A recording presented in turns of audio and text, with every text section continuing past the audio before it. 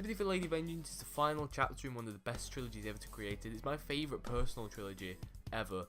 They're not linked on. It's Sympathy for Mr. Vengeance, Old Boy, and then Lady Vengeance. It's the final chapter. It is absolutely phenomenal. It's by my favourite director as well, Park Chan-wook. I think this is his masterpiece. I think this is even better than Old Boy. A lot of people think that Old Boy is one of the best films ever. It's probably Park Chan-wook's best movie. It's the best of the Vengeance trilogy, but in my opinion, Sympathy for Lady Vengeance is Park Chan-wook's magnus opus. Never seen a film so emotional and dark and gritty and just beautiful, really. This film has got the best cinematography ever. The director really shines through here. Park Chan-wook is just amazing in every single thing he does. And I think that him and the cinematographer both just mastered their art, and they just showed off their best work in Sympathy for Lady Vengeance.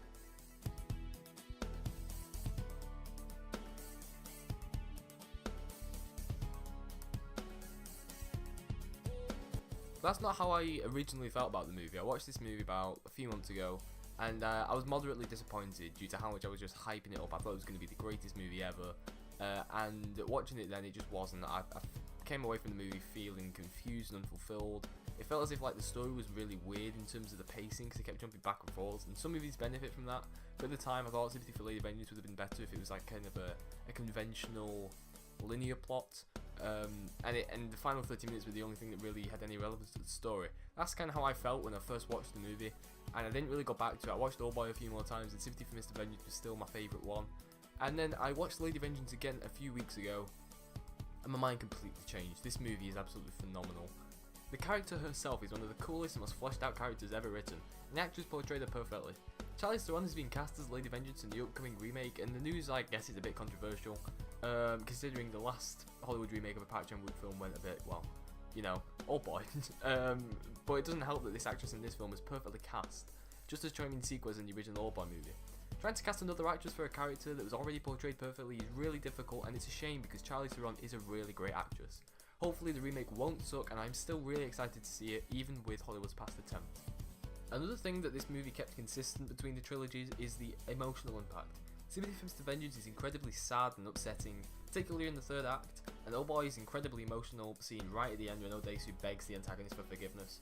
And Lady Vengeance doesn't break the streak with some incredibly heartbreaking acting throughout. In fact, I would say that the character of Lady Vengeance is the greatest out of the three films in terms of acting and writing. I would also say this film is definitely where Park Chan-wook shines the most.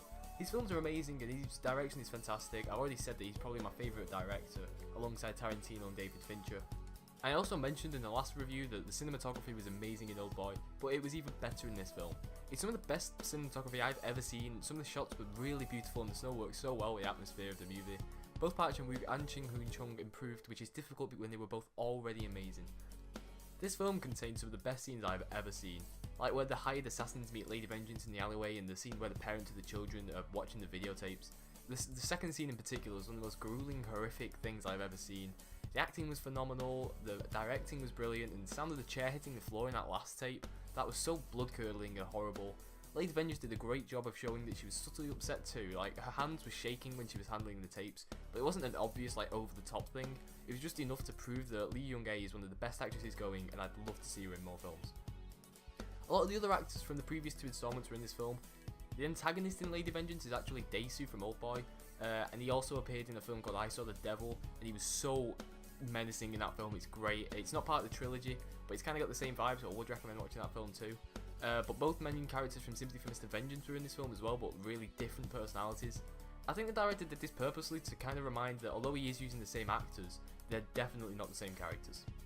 The area in which this film stands out more than the other two is the music. This film has got one of the best fitting soundtracks I've ever heard, and it's even better than Old Boy's. A lot of people praise Old Boy for having like one of the greatest fitting soundtracks ever, but Lady Vengeance just clicked with me even more, and I definitely say that Lady Vengeance got the best music of the three.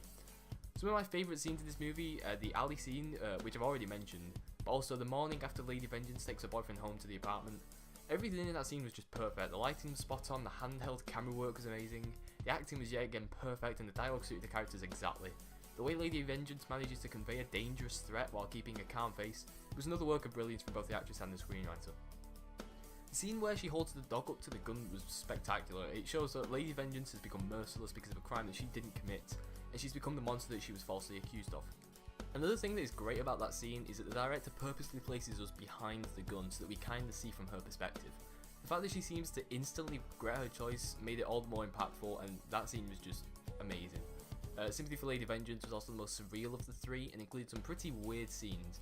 There's the iconic Dogman thing, and the film also doesn't shy away from breaking the fourth wall either, and it does it quite a few times. I feel as though because it was used often in this film, it never grew out of place or felt like too much. This might have put some people off, but as a fan of the strange and weird and wonderful David Lynch films, I did enjoy the moments of surrealism. And I do think Sympathy for Lady Vengeance is definitely Park Chan-wook's most stylistic film, and most of that comes from the black and white edition. So basically there are two versions of the film, there's the normal cut and then there's the fade to black and white edition. This version is exactly what it sounds like and solely removes all the colour from the film until it's completely monochrome at the end. And rather than feeling gimmicky, the change in colour signifies how the film goes more dark and brutal as it goes on. By removing the happy, vibrant colours, it really helps shift the tone and atmosphere. Another cool little Easter egg is that at the beginning, Junja wears a blue coat but by the end dons a black leather one. This shows that she's kind of changed as a character and became more dark and sinister. And in the end, this film is perfect in every single way. The music, the acting, the writing, the structure, the directing, and the beautiful cinematography all fit together to create one of the best films ever made. Lady Vengeance is a hugely satisfying finale to the best trilogy ever made, and it is definitely amazing.